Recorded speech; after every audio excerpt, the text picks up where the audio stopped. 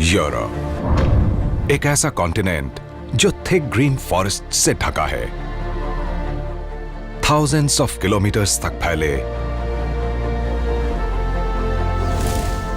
लगभग हर छोर से लगे इन नेचुरल जायंट्स की शेल्टर में बेजोड़ हैबिटेट्स फ्लरिश कर रहे हैं। इनसे ही जंगलों में लाइफ आगे बढ़ती है। लेकिन मौसम बदलने पर क्रीचर्स को कभी पेट भर खाना मिलता है, कभी भूखे ही रह जाते हैं। यूरोप के वुडलैंड्स में न खाने की कोई कमी है और न ही खतरों की।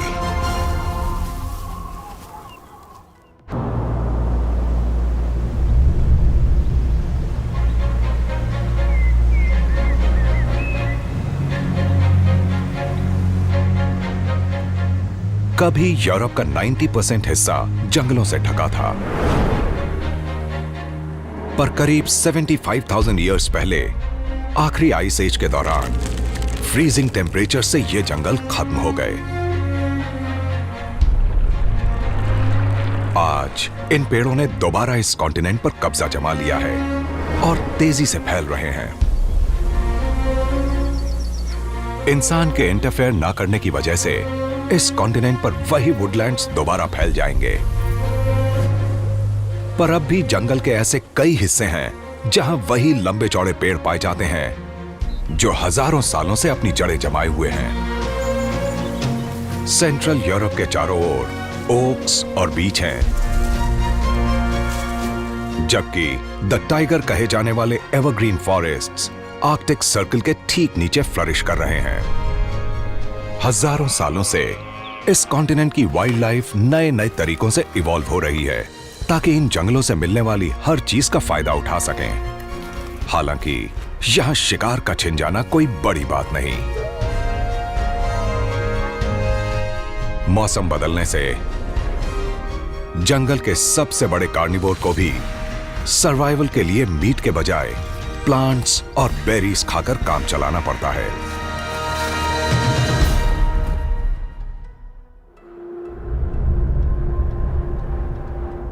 कार्पेथियन माउंटेन्स सेंट्रल यूरोप की सबसे लंबी माउंटेन रेंज है,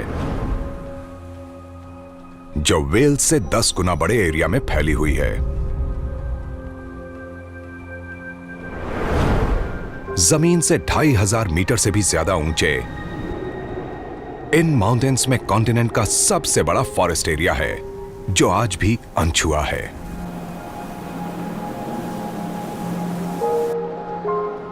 ये एंशिएंट वुडलैंड्स हजारों सालों से अनछुए और बिना बदले पहले की तरह टिके हुए हैं और यहां 500 से भी ज्यादा अलग अलग एनिमल स्पीशीज रहती हैं।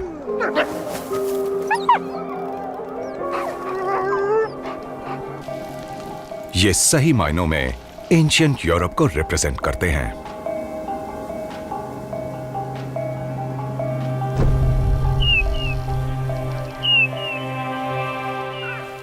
बीते कल की झलक दिखाने वाला एक और क्रीचर दबे पांव आगे बढ़ रहा है।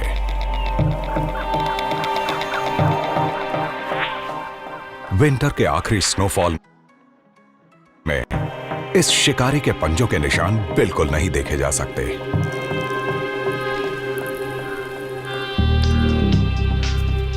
यूरोप के तीसरे सबसे बड़े प्रेडेटर यूरेशियन लिंक्स को किसी का डर नहीं। इसका इकलौता दुश्मन है विंटर।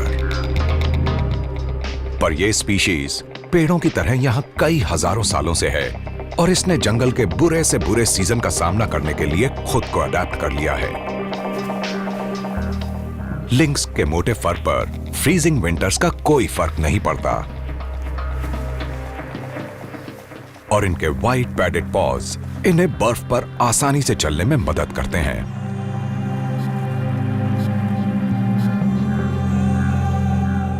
वैसे गर्मियों में तो ये पत्तियों वाली ब्रांचेस में छुपकर शिकार करते हैं,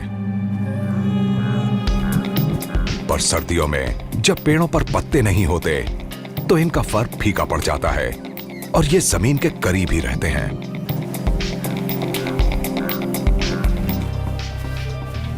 ये यूरोप की सबसे बड़ी वाइल्ड कैट हैं, जिनका वेट करीब 40 किलोस तक होता है। ये कैट्स अपने से 4 गुना बड़े एनिमल का भी शिकार कर सकती हैं, पर विंटर में छिपकर शिकार करने का मौका न मिलने से बड़ा शिकार करना मुश्किल होता है।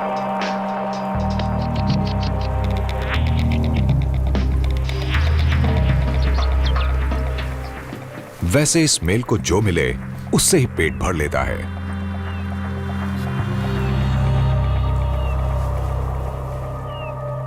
जब शिकार मिलना मुश्किल हो तो ये खाना ढूंढने के लिए अपने सेंसेस के भरोसे रहता है।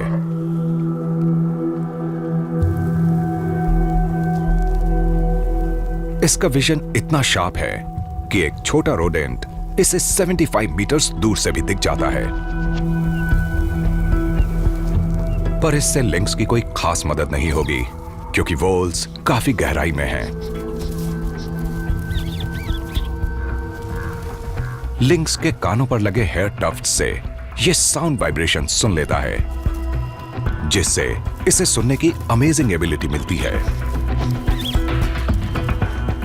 और इसका ध्यान बर्फ के नीचे दौड़ रहे रोडेंट की तरफ है।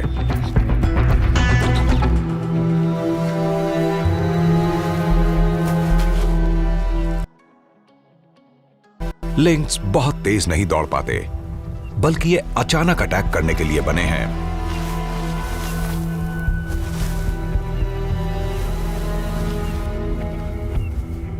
ये अपने शिकार की ओर दबे पांव बढ़ता है।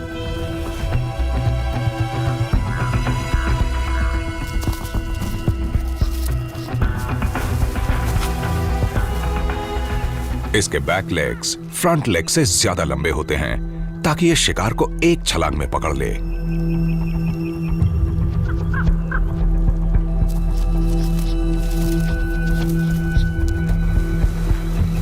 लिंक्स को पता है इसे सिर्फ एक मौका मिलेगा। सब कुछ एक्यूरेसी पर टिका है।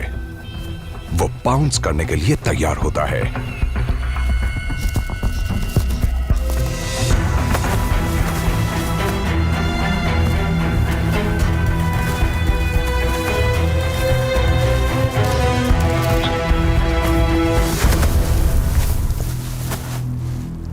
तीर निशाने पर लगा।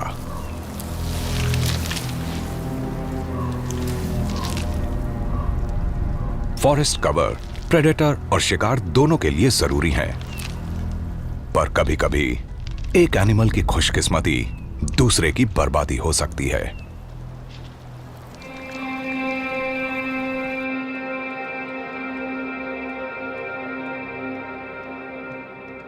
ये पेड़ बड़े क्रीचर्स को भी छुपाए हुए हैं।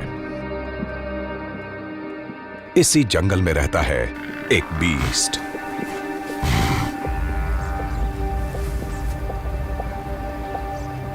यूरोपियन बाइसन कॉन्टिनेंट का सबसे हेवी लैंड मैमल है।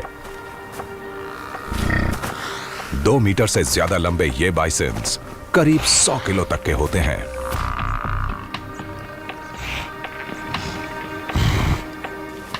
इनकी मोटी स्किन इन्हें सर्दियों में ठंड से बचाती है।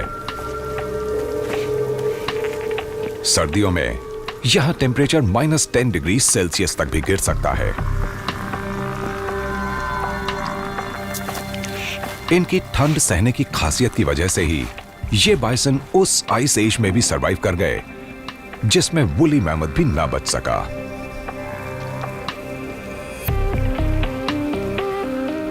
पर इनके सर्वाइवल में इस जंगल का भी बड़ा हाथ है। ऐसा माना जाता है कि ये ग्रासलैंड्स में इवॉल्व हुए। बिल्कुल अपने अमेरिकन कजिन्स की तरह ये जानलेवा विंटर्स में जंगल की तरफ चले जाते हैं और शिकारियों से बच जाते हैं।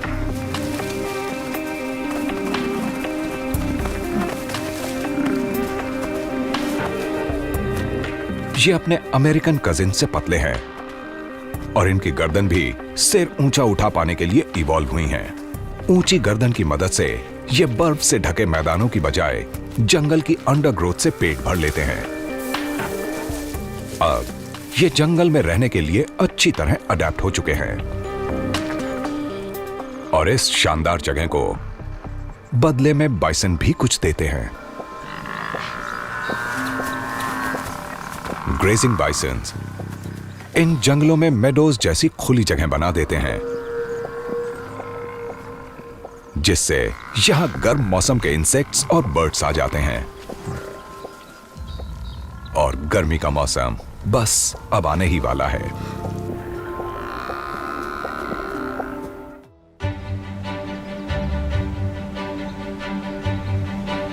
अर्थ की डायरेक्शन बदलने से नॉर्दर्न हेमिस्फीयर सूरज के सामने आ गया है। इससे यूरोप के जंगलों में अब बर्फ पिघलना शुरू हो गई है।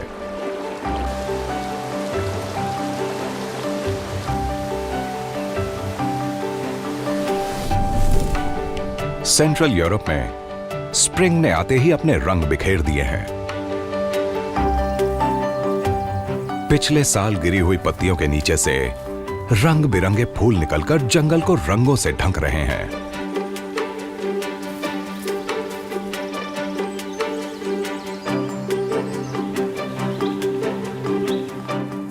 और सैपलिंग सीडलिंग्स जमीन से ऊपर आ रहे हैं।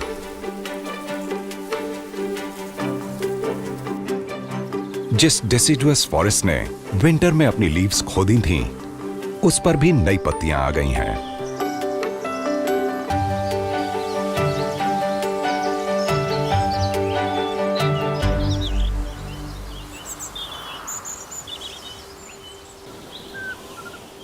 कार्पेथियन फॉरेस्ट की कैनपीज के बहुत ऊपर रॉकी आउटक्रॉप में हाइबरनेट कर रही एक फीमेल बेयर भी अब अपनी गहरी नींद से उठ रही है।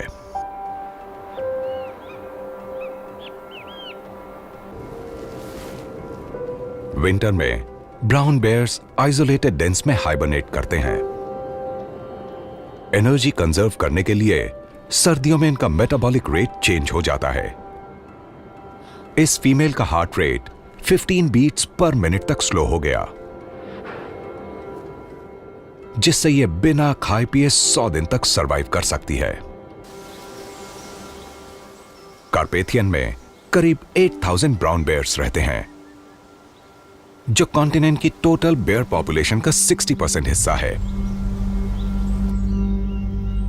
पिछले 2 महीनों से इस फीमेल का साथ कोई और भी दे रहा था। विंटर के सबसे ठंडे हफ्तों में इसने अपनी गहरी नींद के दौरान एक बच्चे को जन्म दिया। जन्म के वक्त ना ये बच्चा देख सकता था, ना इसके दांत थे और न बाल, पर इसे अपने आप पता था क्या करना है, और ये स्प्रिंग के आने तक अपनी मदर से चिपका रहा और उसके मिल्क पर फीड करता रहा। स्प्रिंग के आते ही बच्चे को पहली बार बाहरी जिंदगी देखने का मौका मिल रहा है। बहुत कुछ एक्सप्लोर करना बाकी है।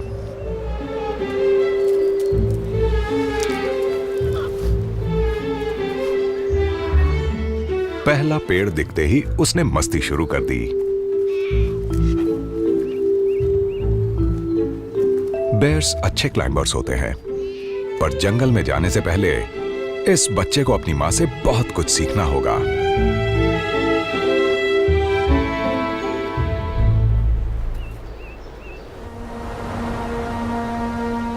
यूरोप के नॉर्दर्न रीजन में काफी घना जंगल है, जो हजारों सालों से इन ब्राउन बेयर्स को शेल्टर देता आ रहा है।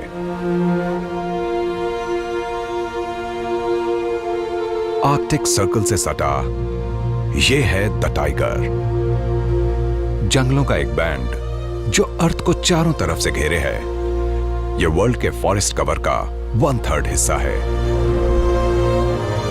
टाइगर का करीब 80% हिस्सा यूरोप में है, जो 5 कंट्रीज में फैला हुआ है। यूरोप के फिनलैंड में सबसे घने जंगल पाए जाते हैं, जो लगभग पूरी तरह टाइगर फॉरेस्ट से ढका है। यहां ऊंचे ऊंचे कॉनिफरस ट्रीज का राज है।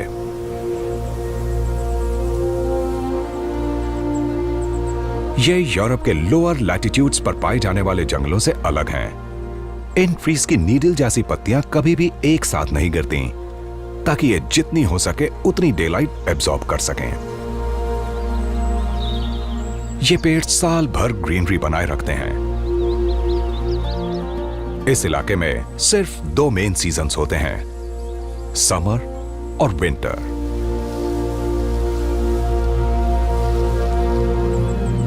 आर्कटिक विंटर्स की जबरदस्त ठंड में अडेप्ट होने के लिए इन नीडल्स का एक्सटीरियर वैक्सी हो गया है। वैक्स पत्तियों को फ्रीज होने से बचाता है और बर्फ का जमाव ना होने पर पेड़ भी गिरने से बच जाते हैं।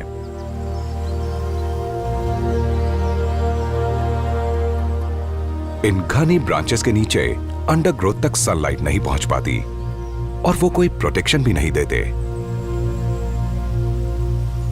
खासकर जब जंगल में इतने कार्निवोर्स रहते हों। हाइबरनेशन से बाहर आए इस बेयर की एपेटाइट बहुत ज्यादा है। ये बेचारा रेनडियर सर्दियों की जबरदस्त ठंड नहीं झेल पाया और अब इस बेयर के पेट भरने के काम आ रहा है।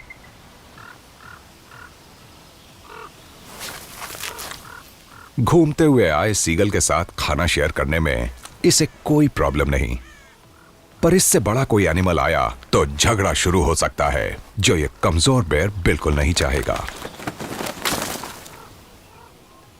गर्मी के महीनों में पेट भर खा लेने के बाद मेल ब्राउन बेयर्स का वेट करीब 500 केजीज तक हो सकता है, पर विंटर में हाइबरनेशन के दौरान इसने लगभग 1/3 बॉडी वेट लूज कर दिया है। जितनी जल्दी हो सके कवर अप करना होगा अगर उसे सरवाइव करना है तो। इससे पहले कि टाइगर में कुछ दिनों की मेहमान ये गर्मियां खत्म हो जाएं, ये मेल बेयर कई महीनों तक हर दिन करीब 40 केजीज तक खाना खाएगा। विंटर जंगल में सब एनिमल्स के लिए मुश्किल भरी थी और यहां भी कार्निवोर्स हैं जिन्होंने कई हफ्तों से कुछ नहीं खाया है। ग्रे वुल्व्स डॉग फैमिली के सबसे बड़े मेंबर्स हैं। ये क्रीचर्स सोशल होते हैं और करीब 6 मेंबर्स के पैक में रहते हैं। जैसा ज्यादातर वुल्फ पैक्स में होता है, ये उन अल्फा मेल और फीमेल के बच्चे हैं जो इस झुंड के इंचार्ज हैं।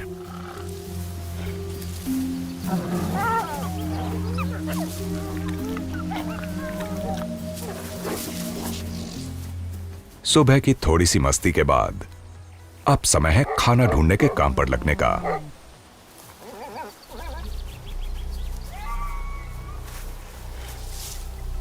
ये एनिमल्स शिकार में एक्सपर्ट होते हैं और इस वुल्फ को शिकार की खुशबू मिल गई है।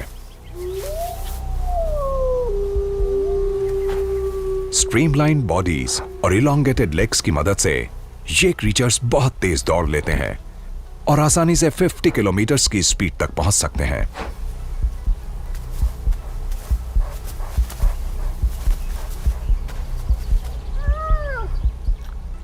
इस अल्फा मेल का वेट एवरेज मैन जितना हो सकता है।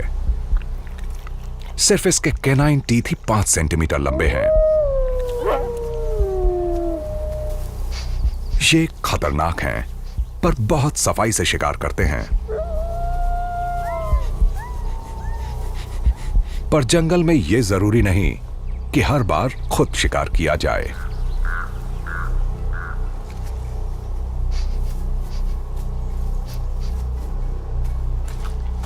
वुल्व्स को 3 किलोमीटर दूर से ही खाने की खुशबू आ गई है।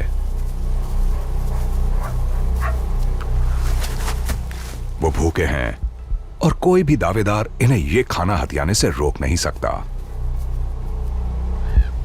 इस बेयर को आज सीख मिल जाएगी कि फाइंडर्स कीपर्स रूल जंगलों में हमेशा नहीं चलता।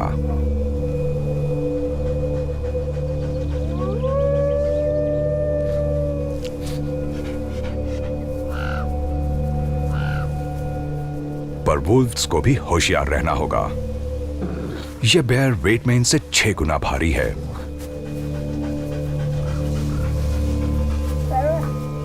इसके पावरफुल पंजे का एक बार हड्डियां तोड़ सकता है।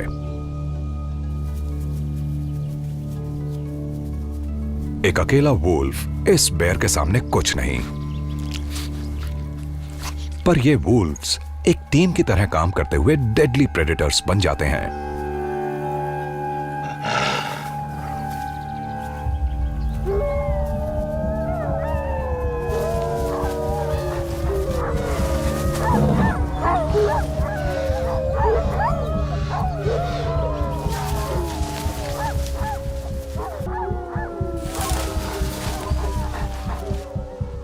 एक वुल्फ ने बेयर को उसके खाने से डिस्ट्रैक्ट किया, जबकि बाकी उसके करीब पहुंच गए।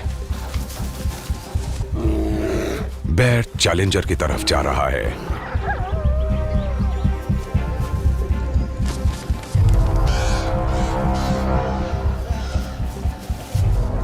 वो वुल्फ पर हमला बोलकर उसे भगाने की कोशिश करता है।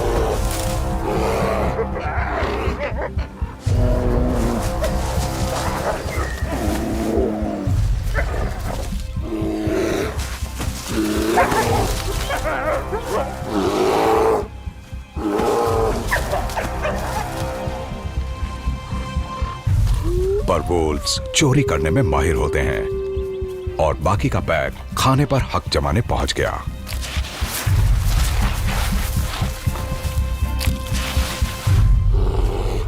इस बेयर को पता है कि यह हार चुका है। सबको पता है लड़ाई और बढ़ी तो कौन जीतेगा, इसलिए रिस्क उठाना बेकार है।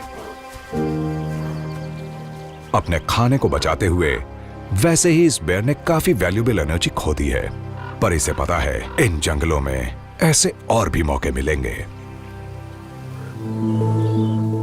टाइगर से 3000 किलोमीटर साउथ की ओर कार्पेथियन माउंटेन्स की जंगल से घिरी पहाड़ियों में सनलाइट ऊंचे पेड़ों से छनकर पहुंचती है और अंडरग्रोथ को फ्लरिश होने का मौका देती है। यहां बहुत छोटे स्केल पर एक छुपी हुई दुनिया है।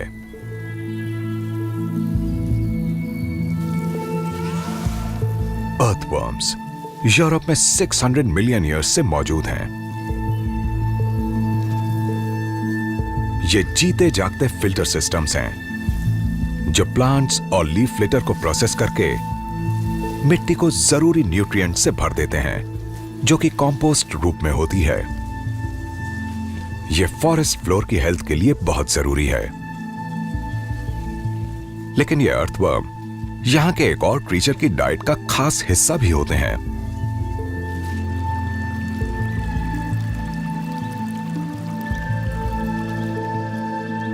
जंगल में रहने वाले दूसरे एनिमल्स की तरह यह फायर सैलेमेंडर भी हाइबरनेशन से बाहर आई है। 5 महीनों से यह एक बड़े सड़ते हुए लॉक के अंदर सर्दियां गुजरने का वेट कर रही थी। यह कोल्ड ब्लडेड लिजर्ड एम्फीबियन की तरह 25 सेंटीमीटर्स तक लंबी हो जाती हैं और इनका नाम लुक्स और लेजेंड के कॉम्बिनेशन की वजह से पड़ा है। फायर सैलेमेंडर्स अपनी स्किन से एक टॉक्सिक पॉइजन निकालती हैं, जो उनके ब्राइट येलो पैचेस से पता चलता है। यह प्रेडेटर्स से बचने के लिए डिफेंस मैकेनिज्म है। इनकी ब्लैक और येलो कलरेशन दूर रहने की वार्निंग का काम करती है।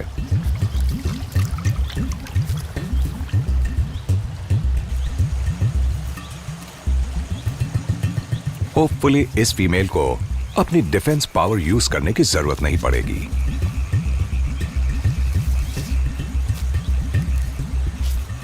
अब स्प्रिंग के आने पर उसे अपने कम हो चुके एनर्जी स्टोर्स को फिर से भरने की जरूरत है। फायर सैलेमेंडर्स कार्निवोर्स होती हैं और प्रोटीन से भरपूर वर्म्स, इंसेक्ट्स, स्लग्स का शिकार करती हैं। इनकी आईसाइट बहुत तेज होती है और काफी दूर से अपने शिकार पर नजर टिकाए रख सकती हैं। अगर उससे बात नहीं बनती तो वो अपनी सूंघने की ताकत से काम लेती हैं। फॉरेस्ट फ्लोर पर भरपूर खाना मिल सकता है अगर उसे ढूंढना आता हो।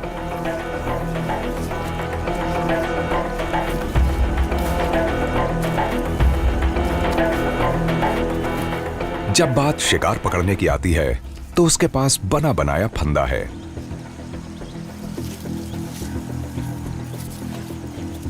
वो सही मौके का वेट करती है और इंसान की आंख झपकने से भी तेजी से उनकी स्टिकी टंग बाहर लपकती है और शिकार का काम तमाम।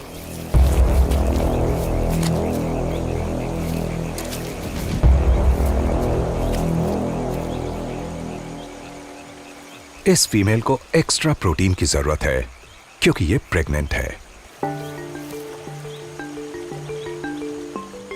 फायर सैलेमेंडर्स अपने ग्रुप में अकेली ऐसी मेंबर्स हैं जो जिंदा बच्चे को जन्म देती हैं।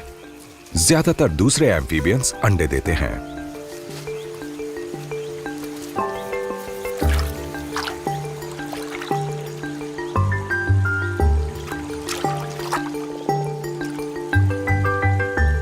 जन्म देने के लिए अच्छी जगह ढूंढने के बाद वो अपने बच्चों को एक एक करके पानी में छोड़ती है।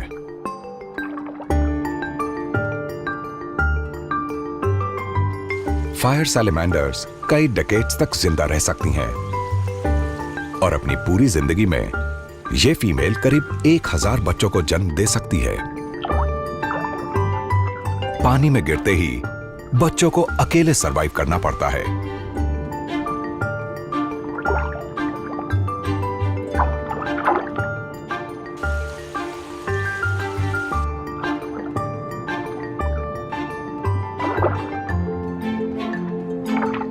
ये बच्चे कई महीनों तक पानी के अंदर रहेंगे और पानी के छोटे क्रस्टेशियंस और मस्किटो लार्वे से पेट भरेंगे।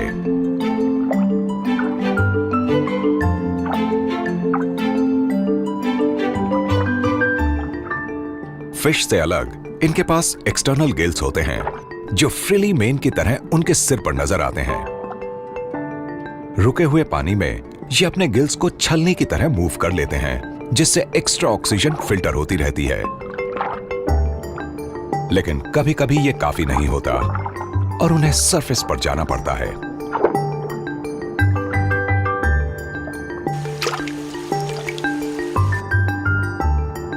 वक्त के साथ साथ ये अपने गिल्स को एब्सॉर्ब कर लेंगे और पानी से बाहर आकर फुल्ली फॉर्म्ड फायर सैलेमेंडर्स बनकर जंगल में जाएंगे।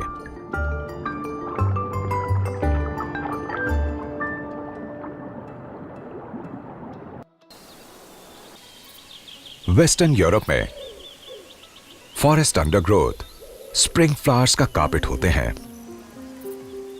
और फायर सैलेमेंडर्स से अलग ये मदर अपने बच्चों को अकेला नहीं छोड़ती। इस रेड फॉक्स के बच्चे 5 हफ्ते के हैं।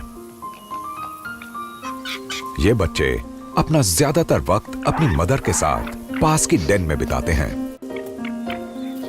जंगल ने पूरी सर्दियों में इन्हें शेल्टर दिया और मौसम की मार से बचाए रखा।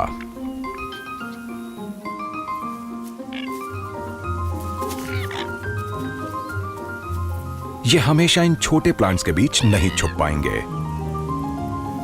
अगले कुछ महीने इनकी हिम्मत और एंड्योरेंस का कड़ा टेस्ट होंगे।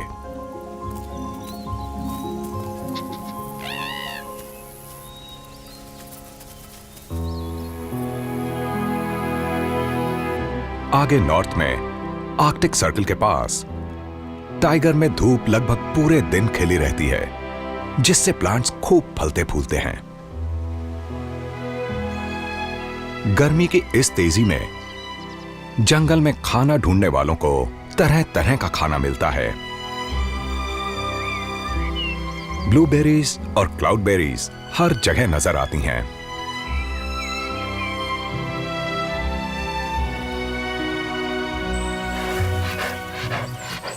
जंगल में रहने वाले कई एनिमल्स का ये फेवरेट खाना है।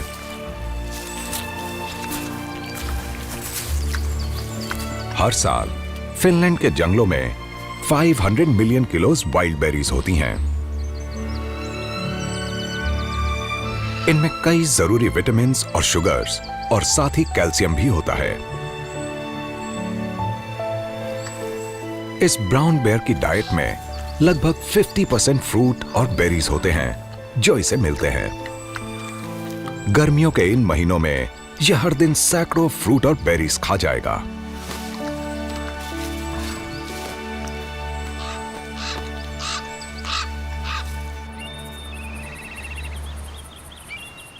पास के जंगल के एक एज पर इस फीमेल बेयर को एक और टेस्टी खजाना मिला है। इस गिरे हुए लॉग में प्रोटीन से भरपूर इंसेक्ट्स भरे पड़े हैं।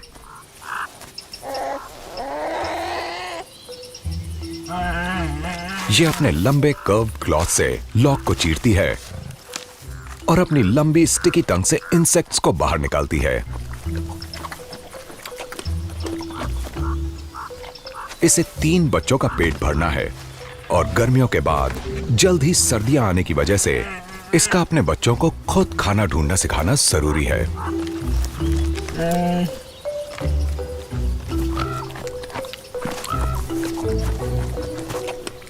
ब्राउन बेयर के बच्चों में से आधे पहले साल में ही मर जाते हैं, पर कुछ बच्चे फिलहाल सीखने के मूड में नहीं हैं। रेवेंस के पीछे भागने में उन्हें ज्यादा मजा आता है।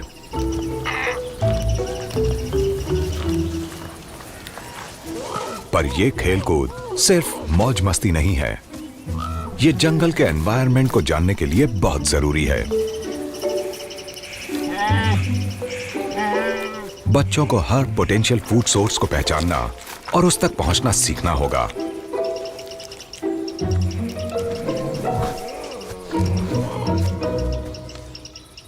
भले ही जंगल भरपूर खाना देता है, पर लक हमेशा इनका साथ नहीं देगा।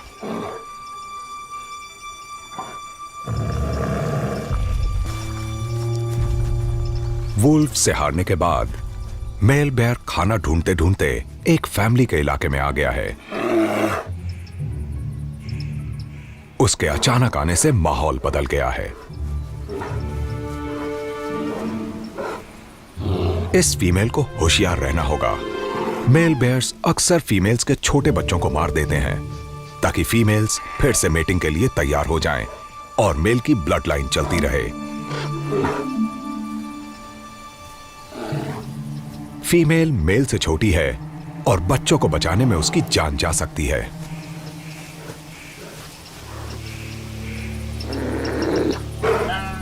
रिस्क लेने का कोई फायदा नहीं।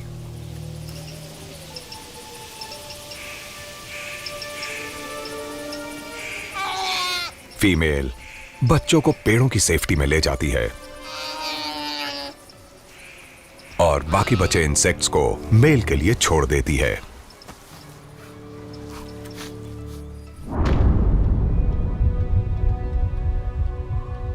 कार्पेथियन माउंटेन्स के जंगलों में दिन हर रोज कुछ मिनट से छोटे होते जा रहे हैं। गर्मियों का वक्त खत्म होने वाला है, इसलिए जंगल के कुछ एनिमल्स उसका पूरा फायदा उठा रहे हैं।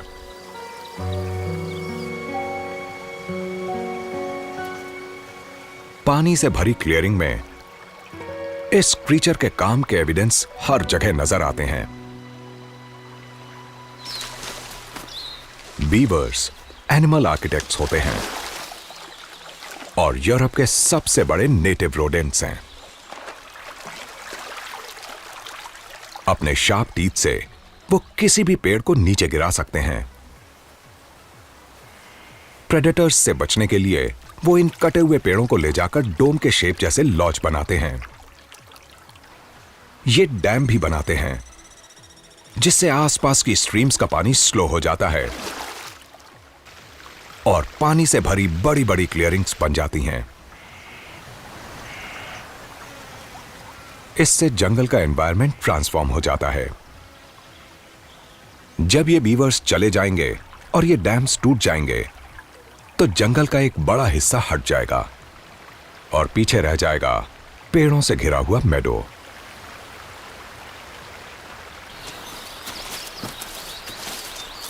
समर के आखिरी दिनों में कई तरह की एक्टिविटीज होती हैं।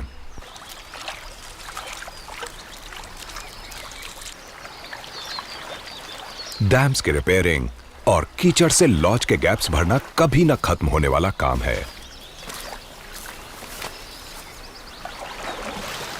पानी जमने में कुछ ही महीने बचे हैं और उनके पास सिर्फ इतना ही समय है।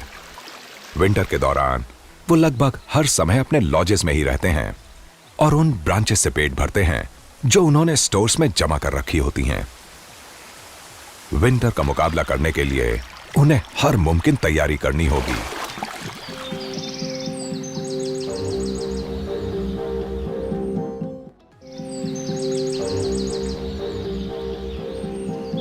लेट सितंबर का वक्त है और कार्पेथियन फॉरेस्ट में ऑटम ने एक रेजिडेंट के लिए जबरदस्त लड़ाई के महीने की शुरुआत कर दी है।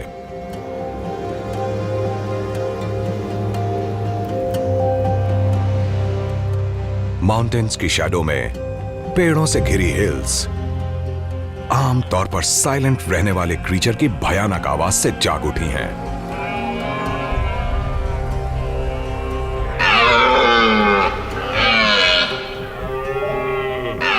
ऑटम में रेड डियर बाहर निकल आते हैं। इन माउंटेनस फॉरेस्ट्स में वर्ल्ड के सबसे बड़े रेड डियर पाए जाते हैं, जिनमें कुछ लगभग 2 मीटर्स तक ऊंचे और करीब 400 किलो तक के वजन के होते हैं।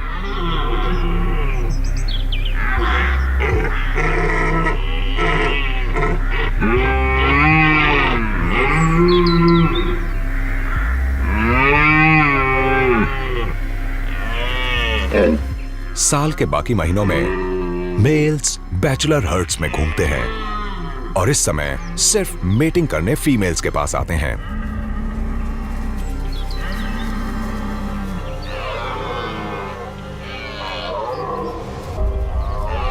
इन्होंने अब जंग का ऐलान कर दिया है। सिर्फ डोमिनेंट मेल को ही अगले साल बच्चों को फादर करने का मौका मिलेगा।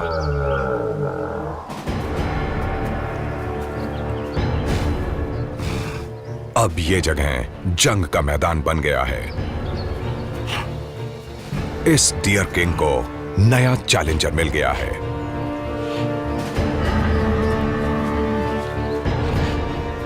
एक दूसरे को नापते हुए ये खूनी जंग के लिए तैयार हो रहे हैं।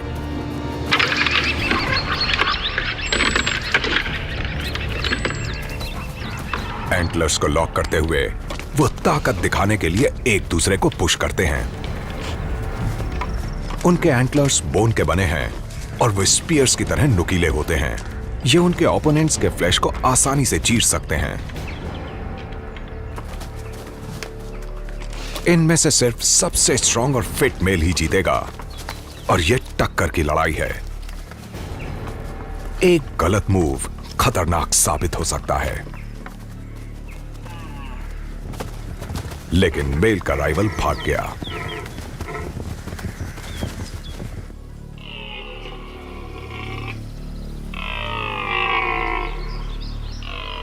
जीतने वाले को इस सीजन के खत्म होने से पहले और कई चैलेंजर्स मिलेंगे। ये कई हफ्तों तक चलने वाली लड़ाई होगी।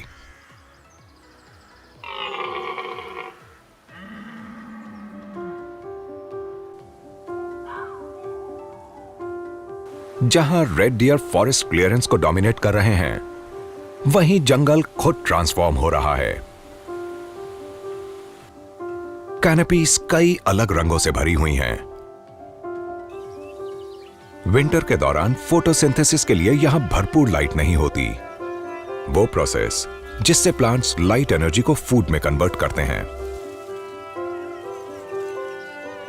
जैसे जैसे दिन छोटे होते जाते हैं, जंगल तैयार होने लगता है।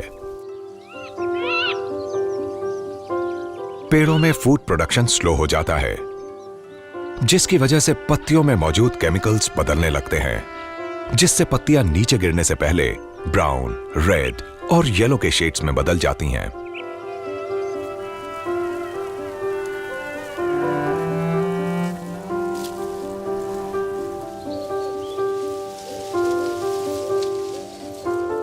ऑटम पेड़ों के लिए भी अपने सीड्स बिखेरने का आखिरी मौका होता है।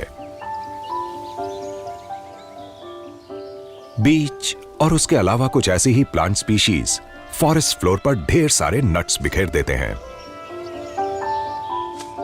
जो जंगल के छोटे रेजिडेंट्स को बहुत पसंद होते हैं। हेजल डॉर्माइस जैसे छोटे मैमल्स हाइबरनेशन की तैयारी के लिए जितने हो सके उतने कैलोरीज जमा कर लेते हैं। इन नट्स में भरपूर फैट्स और कार्बोहाइड्रेट्स होते हैं, ये खाना ढूंढने वालों की दावत है। जंगल के कुछ बेस्ट सर्वाइवर्स कैनोपी में पाए जाते हैं, प्रेडेटर्स के चंगुल से बहुत दूर।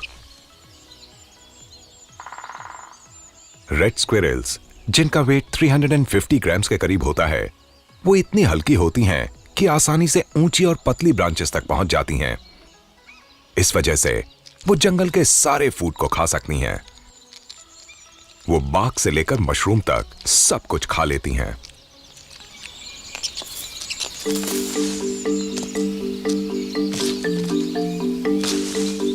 डबल जॉइंटेड एंकल्स और लंबे क्लॉज की मदद से वो ब्रांचेस के ऊपर और नीचे दौड़ लेती हैं और ट्री ट्रंक्स के आसपास घूम लेती हैं, और वो पेड़ों के बीच 6 मीटर्स तक छलांग लगा सकती हैं।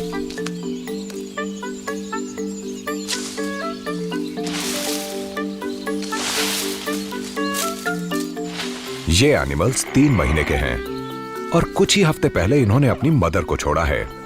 इनको अभी बहुत कुछ सीखना है। पूंछ को इस तरह हिलाना नर्वसनेस की निशानी है। लिंक्स जैसे कई प्रेडेटर्स होने की वजह से इनका घबराना जायज है। किसी हल्की सी हलचल से भी ये भाग जाती हैं।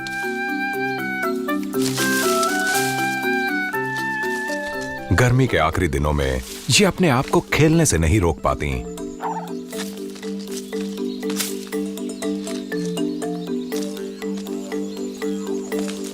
इन गेम्स की वजह से इनकी आने वाली टेरिटोरियल बैटल्स के लिए अच्छी प्रैक्टिस हो जाती है। अगले 1-2 सालों में यंग स्क्विरल्स को अपनी टेरिटरीज के लिए लड़ना होगा।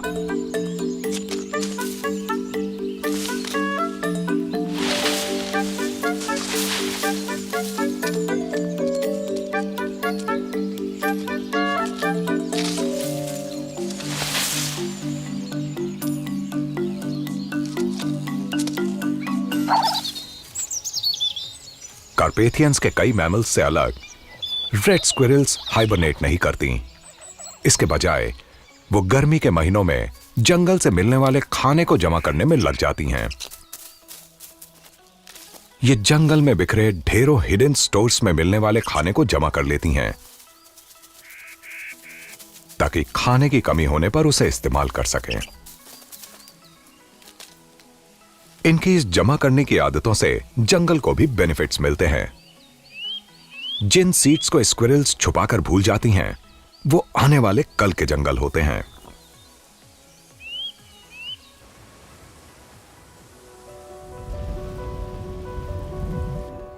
कुछ ही दिनों में टाइगर में विंटर की शुरुआत होने वाली है। इस ब्राउन बेयर फैमिली के लिए समय लगभग खत्म हो चुका है। इन्होंने 7 महीनों में जंगल से मिले खाने को भरपेट खा लिया है। बच्चों ने मुश्किल हालात को पार कर लिया और वो अब तक सरवाइव करके मोटे और हेल्दी हो गए हैं।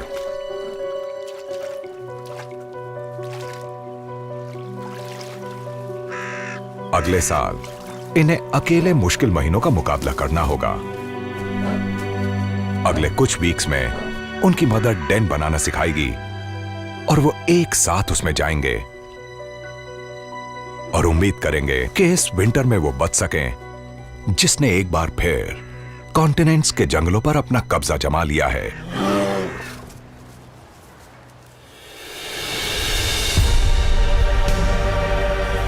इन जंगलों के हर क्रीचर ने खुद को अडैप्ट और इवॉल्व किया ताकि जंगलों से मिलने वाले खाने का पूरा फायदा उठा सकें। यहां के एनिमल्स या तो स्पेशलिस्ट्स हैं या इन्होंने वैरायटी को अपनाना सीख लिया है। यूरोप के जंगलों और वुडलैंड्स में सीजन्स के चैलेंजेस इन रेजिडेंट्स को या तो जीना सिखा देते हैं या हरा देते हैं।